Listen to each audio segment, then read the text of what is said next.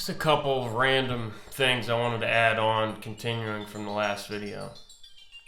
The first thing is in the very first scene that I show in the very beginning of the video, in the 12 Monkeys video, where he's wearing the tiger shirt, and he says, "This was never about a virus at all. It's about following orders, doing what you're told." I forgot the most obvious interpretation, which is that he's trying to force him to shoot someone. He's trying to force him to take a shot, like forcing the gun into his hand. He's like, "Who do I have to shoot?" He's like, he's trying to force him to take a shot. That was the first thing that I forgot. The other thing was about the globe, how there's multiple things, him smashing the model of the globe. When Jeffrey smashes the model of the globe, he says, when I was under, psychological evaluation or psychiatric treatment or whatever he says they constructed a model of my mind, and he throws the globe. And it made me think of the globe as a model of your mind, a model of the mind. In one way, because I've talked about in the past, that the world is flat as we experience it. And that's just how you would create an experience. Like a created environment would be flat, because it's just way simpler. Like in a video game, it's always going to be on a flat plane. Even if it's a space game, there's going to be cutscenes where you're going up and you see it's a sphere, or cutscenes where you're coming down and you see it's a sphere. But whenever it reverts to gameplay, if you could strip down to the skeleton of the game, it's always going to be on a flat surface, because that's just how it makes sense to engineer the game. If you think about any mechanics, like shooting a bullet, throwing a ball, just walking, jumping, shooting a ray of a flashlight, whatever, it's all infinitely more complicated if you're on a curved surface. You need a generally flat surface for all the physics to work. That's how everything works in your mind, and that's how everything works in the world. It doesn't mean it can't look like a globe, but as far as gameplay, you're never going to get that experience in the gameplay of a globe. But as a model of the mind, when he says they made a model of my mind, and he throws the globe, it does make sense if you're thinking about awareness, because you can think about your sphere, people say your sphere of influence, but also your sphere of awareness. Your awareness is a sphere. Even though you can't see through the back of your head, you're generally aware, most immediately, you're aware of a sphere around you of 3 feet in either direction or something. If you're outside, even though you're not always looking back, you are moving and turning your head. You're aware of 100 yards out in a sphere. Or you're hearing. You're aware of your sphere of awareness. And it does include under your feet. Even if you go far out, as far as you can hear, you can sense things moving under the ground, you can hear things under the ground, and you can tell at what depth generally it is under the ground. So your awareness is like a sphere. And is the destroying the globe, it is like destroying the world. It's like destroying the old model of reality, the old model of the world, which is your mind. The world is your mind. Because my parents live, not just my parents, everyone lives in their own world. But like, just for example, my parents, like the world they live in, what they believe the world to be, how they experience the world and perceive it is completely different than how I experience the world, than my model of the world, because my mind is different. And the world I'm existing in is a product of my mind.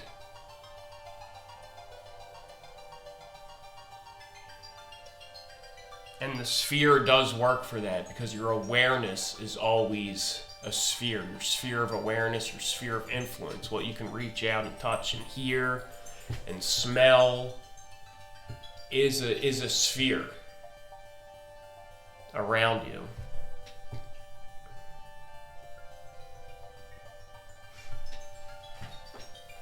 And the other thing I wanted to just take another stab at is, in the previous video I did the cipher thing, like as far as the man-doodle effect, like things seem to change because the way you are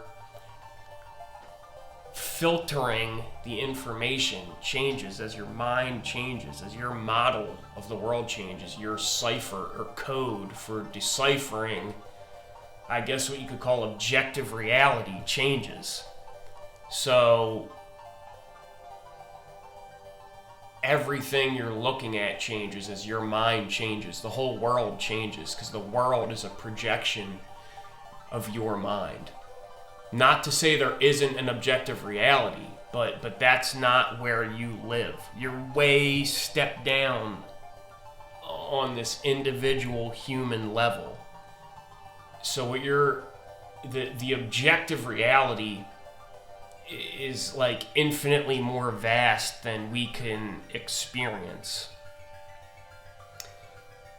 So we filter it down through our mind or our senses or however you want to think about it, even just energetically, into a very small, funnel it down into a very simplified form, like a simulation. Yeah, it's simple. It's extremely simplified.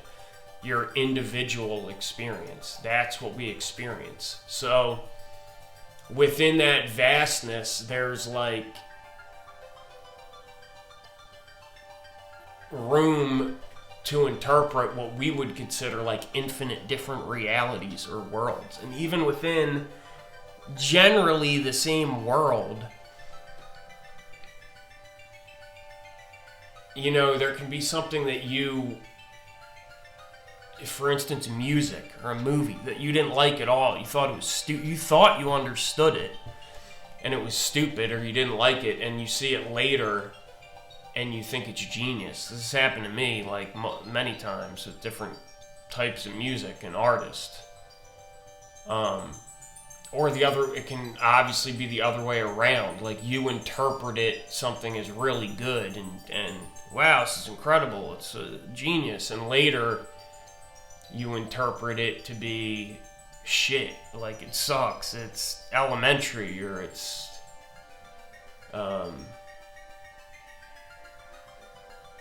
arrogant, or it's pretentious, or it's obscene, or whatever. You can interpret it completely differently than how you used to at a previous time. And I think a way that works of art can change as far as the man-doodle effect is because this is like what we think is physical reality is not base level reality. It's a construct of our mind. It's a model. It's like our simulation of reality. It's our interpretation of reality. And that goes like way farther than we're used to thinking about or comfortable thinking about. So it's really like all movement is really like spiritual movement or energetic. I'll just say spiritual. And all like creations are really spiritual creations. They happen in some spiritual realm first, some level of reality that's basically completely opaque to us. Then they come through as like feelings and emotions that generally and then gradually coalesce into mental forms, and then more acute pointed mental forms until you actually finally start to craft the thing, and it begins to assemble itself in the actual, what we think, physical hologram, the actual physical projection. But it didn't originate there. It came through, and you could go back even further, where you've been everything you've ever been influenced by, every piece of art you've ever seen, and not just art, but every experience you've had in your life, every natural landscape you've seen, everything that's ever happened to you has affected that work of art you're going to make in some way. There's a million threads connected to it that coalesce into something that we call a work of art, like a movie or a sculpture or a painting. But these things aren't really physical. That's an illusion. Like, a movie isn't really a movie. A movie is like a spiritual object, like an unseen spiritual object. All works of art are. That's what they really are. Even a sculpture. And you could say, well, what do you mean a sculpture isn't physical? It's a spiritual object. No, it is a sculpture. It's made out of marble. And I would say, no, it's not. Because, like, say the thinker statue, right? I say that you're aware of the thinker statue. Or, the David statue, or whatever, just famous statues, the Sistine Chapel, or the movie 12 Monkeys. But we'll stick with like the thinker statue. You're aware of that statue, but the actual you might have never seen it in person. I have, but you might have never seen the physical statue. And even though I have seen the physical statue, the amount of my awareness that's occupied by like standing in front of the physical statue is like a sliver of 1%. Like 99.999% of my awareness of the thinker statue is the idea of the thinker statue. Okay? That's like, it's connected to all these other references and threads of reality, you know? All these experiences, like a funny picture I took of a friend that looks like it, and wherever I first heard about it in school, and the first time I saw it in a book, like it's associated with a million other things. It's like this idea of the work of art, you know? Or like a Van Gogh painting. You've never seen the painting in person, but even if you did, that's not what the painting is. The painting is not the painting. What is really is the spiritual object is the idea of the painting. And that is what's real. So when you create a work of art, you're creating on some like much more subtle plane that we're not directly aware of. You're creating a spiritual object, I guess you could call it, which is just like if reality is like this code that however our mindset is and our biases and our chemistry and our everything else, distill it in a certain way to create our world, what I think the world is, how I experience the world.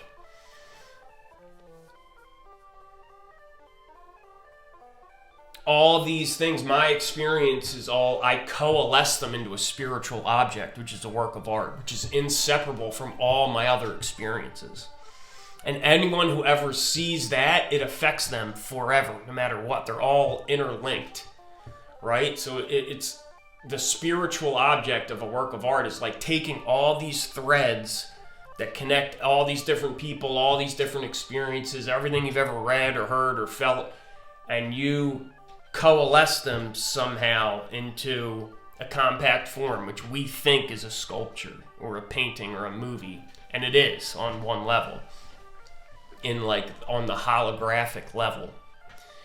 But on a deeper level, it's just like a bundling of threads, you know?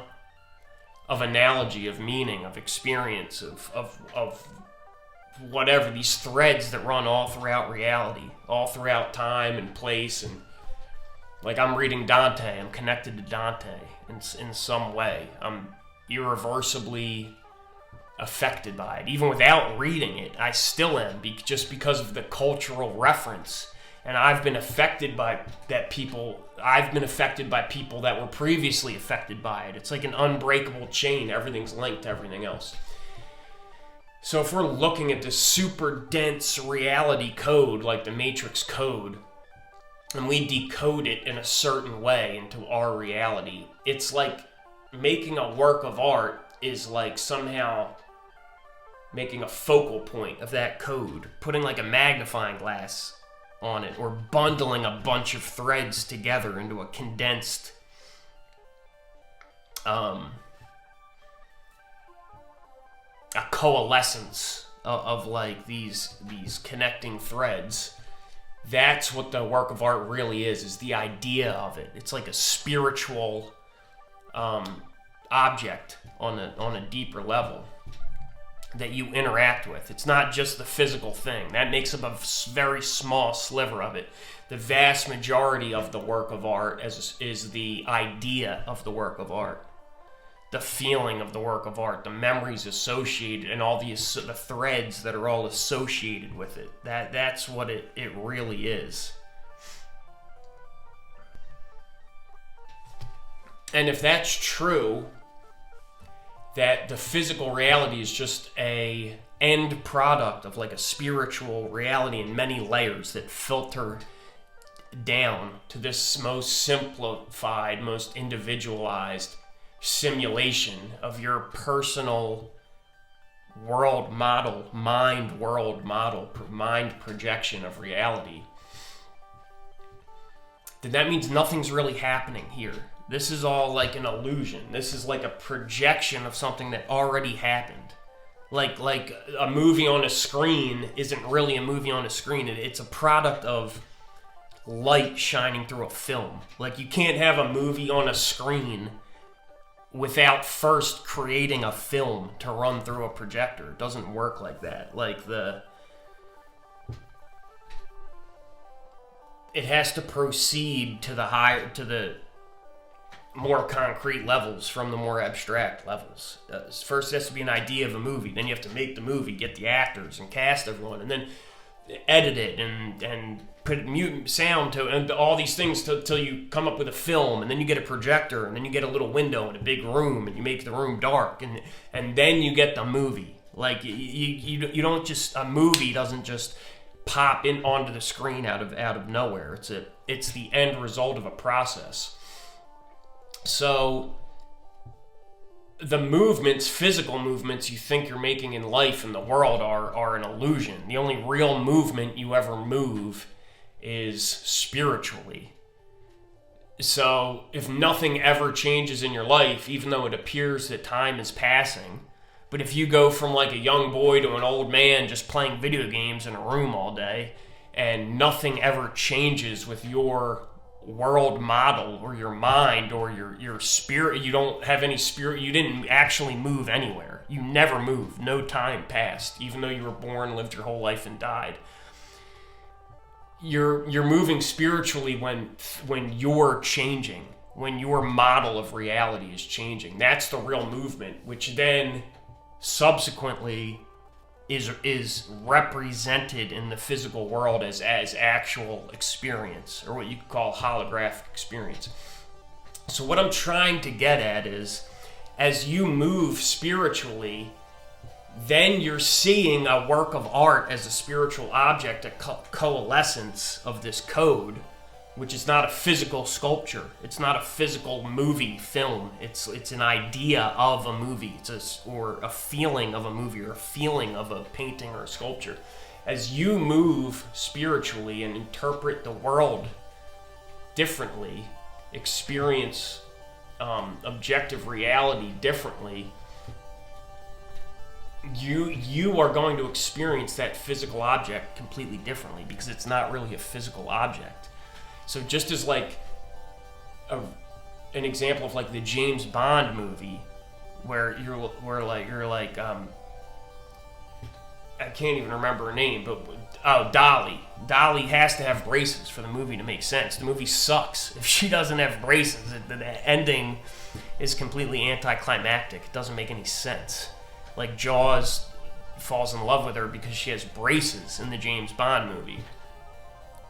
But you gotta see. But you have to look at it more like when you had a mind frame where you looked at like James Bond movies as really great movies and really awesome, and you were worshipful of like Hollywood and this whole reality construct and societal construct. When you viewed that as very impressive, you interpreted it as in a way that makes perfect sense and is really genius. But when you move spiritually and you now view that whole spiritual grouping of threads, that whole spiritual construct, as like inferior, obscene, just shitty, you know. Like I can't think of many good adjectives right now, but when you view it as inferior rather than being like worshipful of it, when you see it for what it really is like just embarrassing, disappointing, like now when you see the movie you're like, this doesn't make any sense. But that's like, she should have braces. Like, it doesn't even make any sense. But you're seeing like a spiritual vision. I don't know how to explain it, but you're seeing it like you are seeing it from a different angle. You're seeing it from like behind stage now, from another angle where it just looks bad to you now. It looks inferior because it was never a physical movie. A sculpture was never a physical sculpture or a painting. A song was never physically a song. It was always an idea of a movie. Like an idea of a painting, an idea of a song. I don't know how else to put it other than that, but it's always just been a spiritual object, which changes as you move spiritually and your spiritual position changes. You are viewing from a different perspective. You could say a higher perspective. And now that you look back down on it from a higher or just a different perspective, you're interpreting it completely differently. So I think that's all I got. I just wanted to elaborate a little more on the Mandoodle effect concept.